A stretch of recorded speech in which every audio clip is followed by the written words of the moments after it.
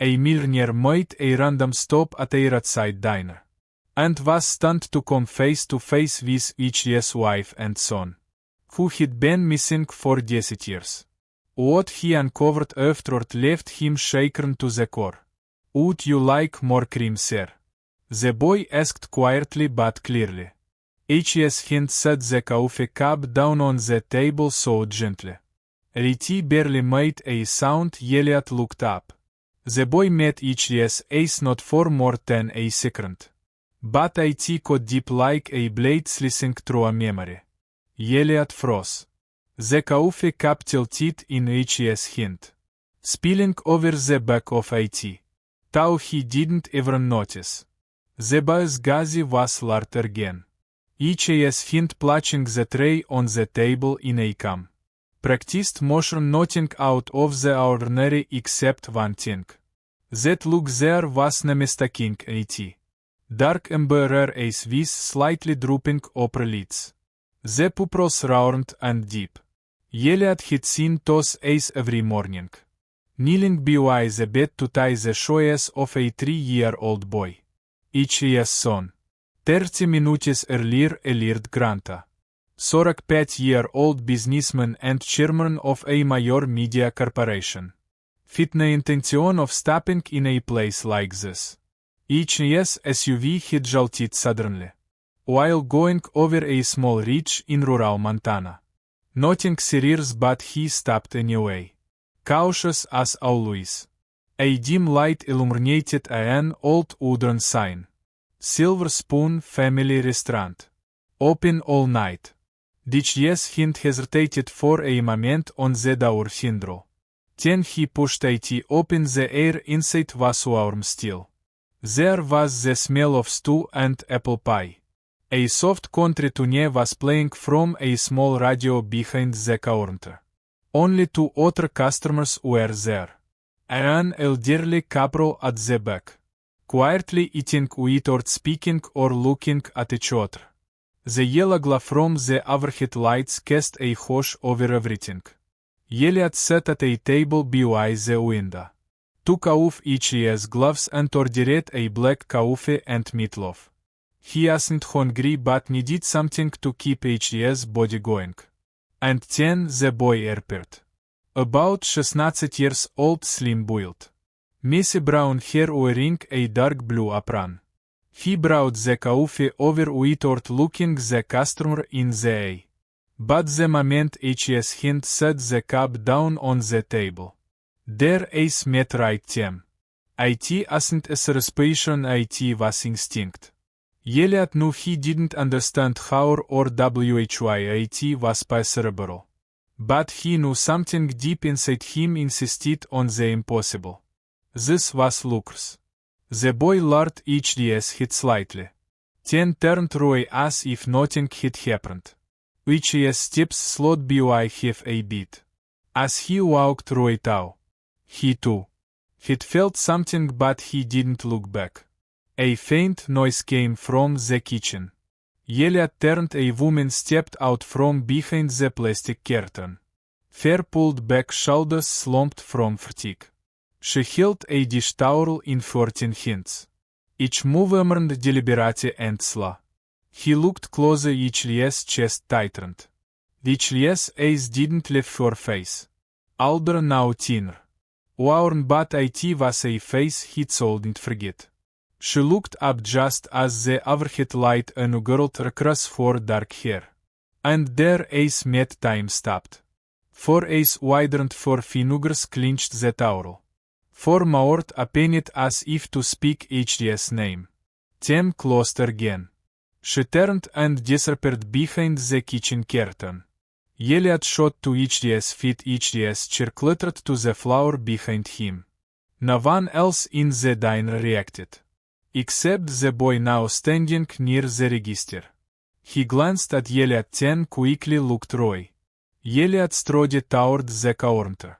A young woman was wiping it down. Probably another employee. Not much older than the boy. It is the woman who was just here, he asked, voice low but clear. She looked up, frowning.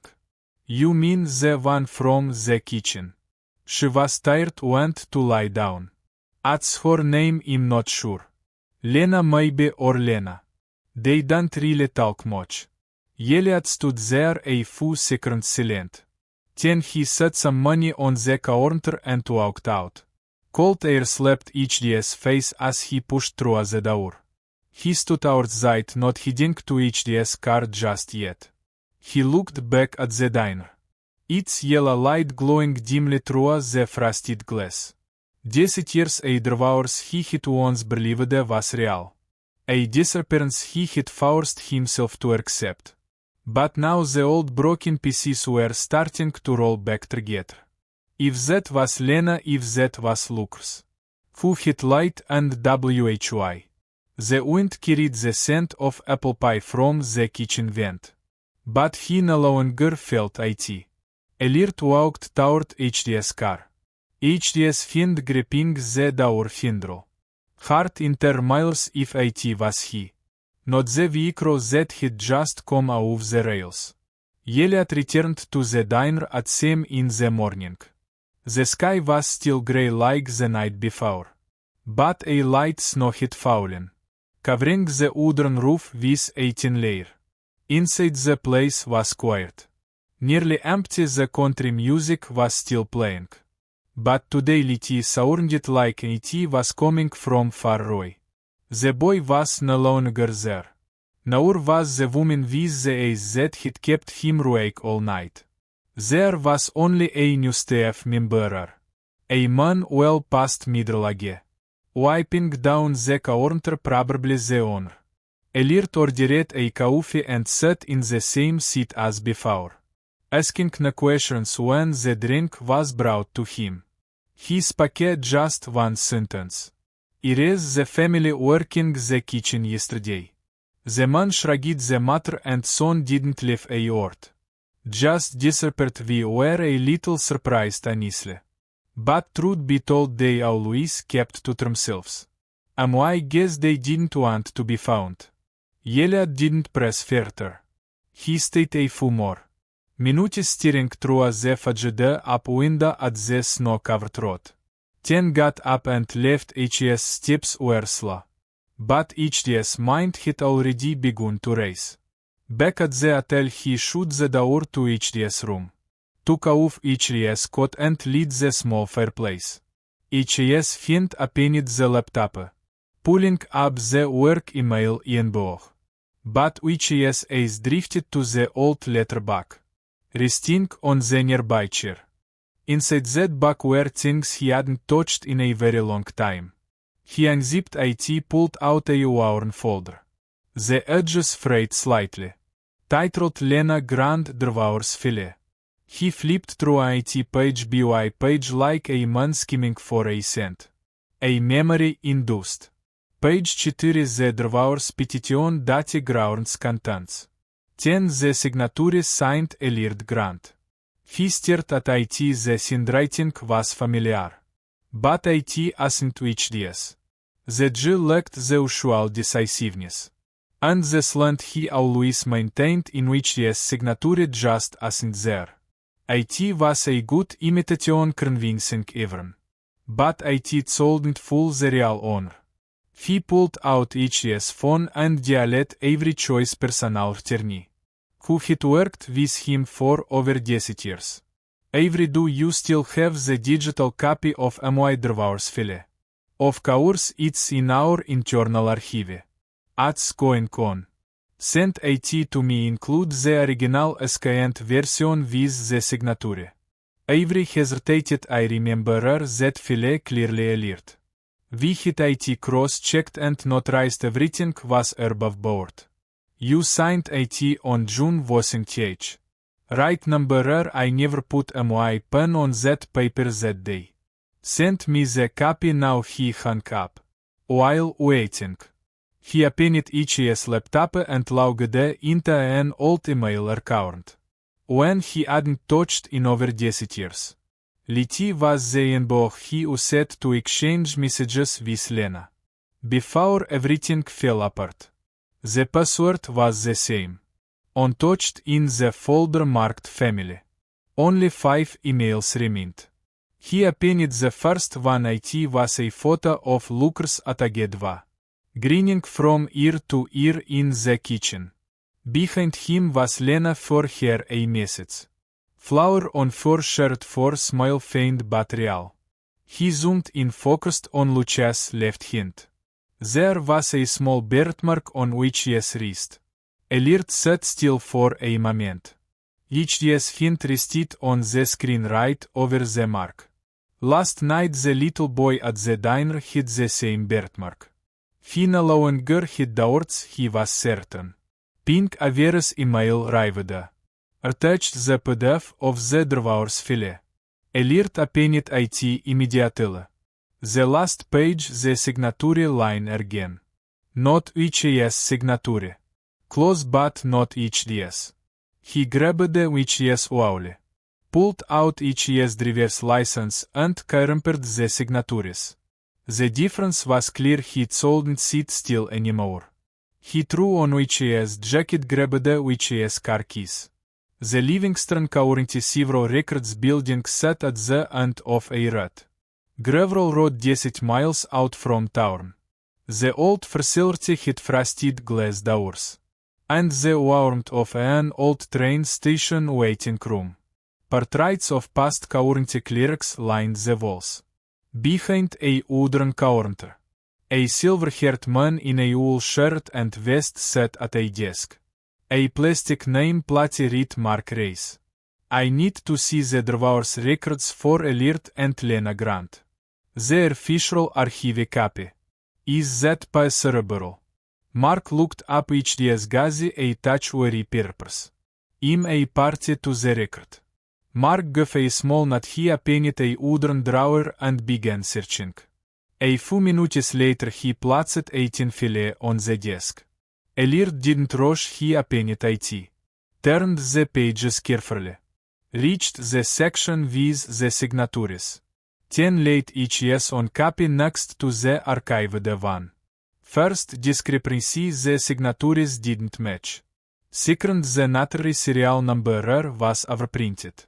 Not original INK. Third, the red circle stamp lacked a record ID number legally required. Alert looked at Mark. Do you still have the original filing declaration? Mark furrowed HDS brow, slowly opened another drawer. Pulled out a yellowed sheet of paper. At the top, name of first filer Graham Grant. Lucia's brother, not Alert. Not Lena, someone with no legal right to sign on their behalf. Elliot closed the fillet and stood. I need a full copy of this. Whatever the cost I pay. Mark hesitated, then nodded. I've never seen a record like this before. Honestly, it looks off. Elliot didn't answer. He took the papers and walked out. Outside the snow was falling harder. But this time Elliot didn't feel the cold. The confusion inside him was gone. What replaced it was a suspicion growing into anger. A quiet, steady kind of anger. The kind that rises when a man realizes is being manipulated. By the very people he once trusted. And he knew this was only the beginning. The red seal on the paperwork kept Alert awake all night. He sat alone at the small wooden desk in HDS hotel room. Flipping through the copies of documents Mark Race had given him. Beyond the incorrect signature and the odd dates. One detail stood out to him. A temporary residence declaration attached to a utility bill. Required by the county office. At the time Lena's guardianship fillet was under review. The bill was under someone else's name. Carol Mendes. The address was in a small town down south, about a 2-hour drive away. Elliot checked the map, a place nearly erased from modern maps. Barlow Point he had never heard of it. But with what little he had. It was the only lead. The next morning the snow had let up. The sky was a dull grey. Elliot gathered the documents. Got in HDS car and headed straight south. Barlow point erpert like an old slab of stone. Queert weather uaurn and annual kaermink. Small udren houses DRY winter lawns. Na shop sigenes na gas station. He stopped in front of a faded blue house matching the address on the old bill. The wooden fence was crooked. Two recently patched windows were shut. Tight thin white curtains drawn, in which his hint was a document envelope. Copies of the bill, an old photo of Lena and HE's business card. He knocked 3 times. Silence. Elliot stepped back slightly to right, seeming to forward. Just then the door swung open. A woman stood inside, grey hair pulled neatly back. Wearing a texuator, a dish towel in her hand. She looked him over from head to toe without saying a word. I'm a Lord Grant sorry to bother you. I'm looking for someone named Lena. Lena Grant, for expression changed the moment she heard the name. Not fear exactly, but tension pulled tighter across her face. For hand clenched the towel. I don't know anyone by that name. You've got the wrong place. You're Carol Mendes, aren't you? She didn't answer. Elliot slowly pulled a photograph from the envelope. A picture of Lena and Luker Scott from a larger, faded print he held it out in front of her. This is my ex-wife and this is my son Lucas. They've been gone from my life for over 10 years. But I believe you know them. I believe they lived at this address. I'm not here to blame anyone. I just want the truth. She looked at the photo, her eyes stopped on the child. A moment of silence. Then she turned and walked inside without saying another word. Elliot wasn't sure whether to follow or wait. But a few seconds later she called out from inside. Come in, but close the door behind you. There's a drift. The house inside was simple but clean. The scent of mint and pine oil hung in the air. On the bookshelf were a few medical and history books, along with some old photo frames. No pictures of children. Carol poured hot tea and set the cups on the table.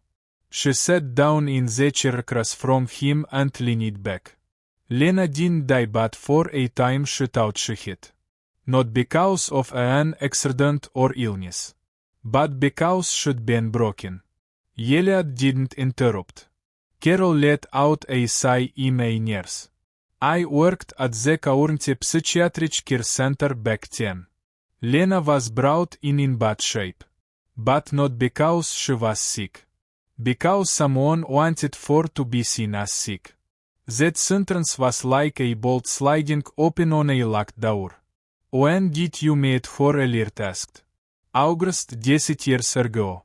She was admitted by a man. He said he was her husband. Graham Grant court papers. Prepare signatures official red stamp. But when I looked into her eyes, I knew something was wrong. Charles gaze shifted from 40. She wasn't delusional, she wasn't agitated. Just scared like someone being hunted. Elliot felt a chill run down his spine. Though the room was fairly warm. You believe Lena was forced into it. I'm certain, but back then, I told do I think we were just medical staff. They came with the paperwork. The signatures, test results. All looked legitimate. She told me one thing just once. When I was changing the bandage on her hand. If he finds out he won't believe me. He was me, yes. Lena thought you were sitting with your family. Because when she cried for help, the first to turn her away was your cousin Graham. Elliot leaned back in which gesture. Every word she said was a cut across old memory. After that what happened? Carol was silent for a moment. Then she said I helped her escape. I know it was against the rules. But if I hadn't, she would have disappeared for real. I used my name to rent a temporary place. Fit for and the baby there for a week. Then they left, I don't know where they went. Alert clenched each his fists. He thought about all the unanswered calls. The letters returned stamped address unknown. I'm sorry I didn't believe her. He said. Carol looked at him for the first time with a softer gaze. It isn't your fault she never hated you. She was just afraid your silence would be the thing that killed her.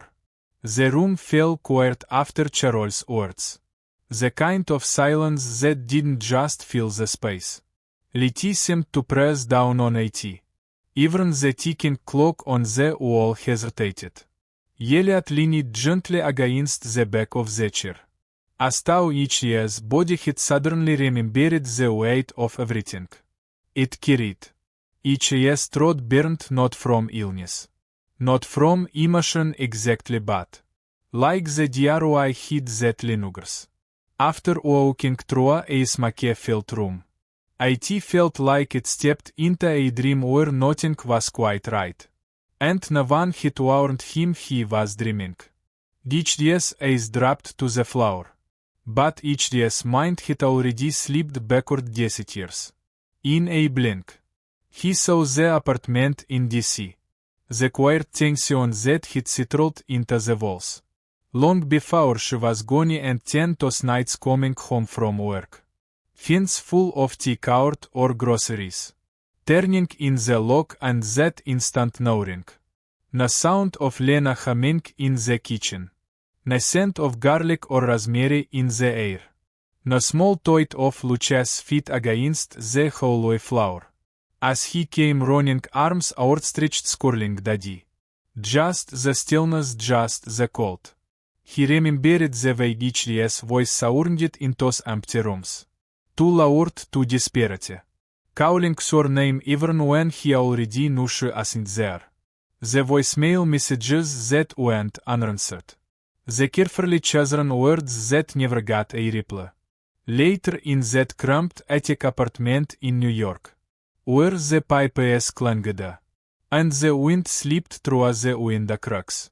He had lain awake at night staring at the ceiling, repeating the words like a mantra, over and over.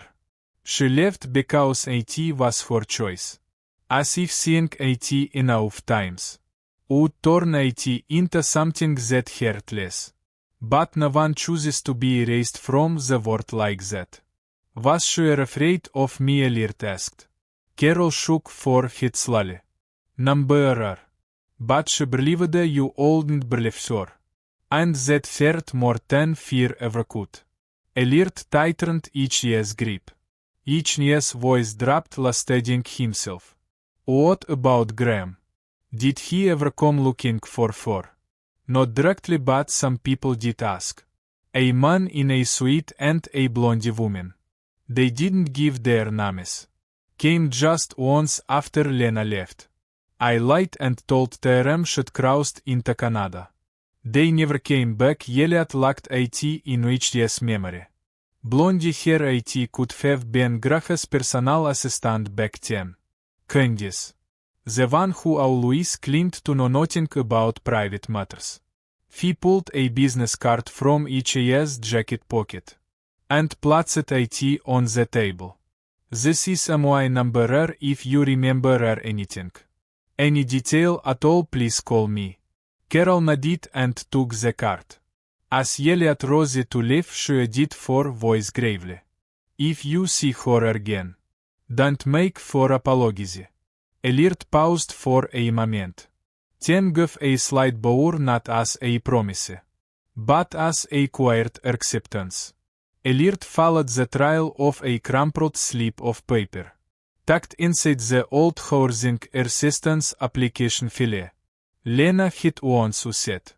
A small file found in the local archive library. Thanks to a tip from the girl at the bookstore. On the last page there was a handwritten note. The purple ink smudged by water. Fiona Lang confirmed that Lena is caring for her son, freelance artist. Cafe The Yellow House, Oxler. Small artist town. known for its community of independent painters and weekend student performances. Elliot had never been there. But the name Fiona Lang brought back Carol's final words. Lina's still alive. But she lives like Nanny supposed to know she exists. Uxor was nearly a 2-hour drive from Barlow Point, winding through Ala hills and bare-branched woods. Elliot arrived in the afternoon.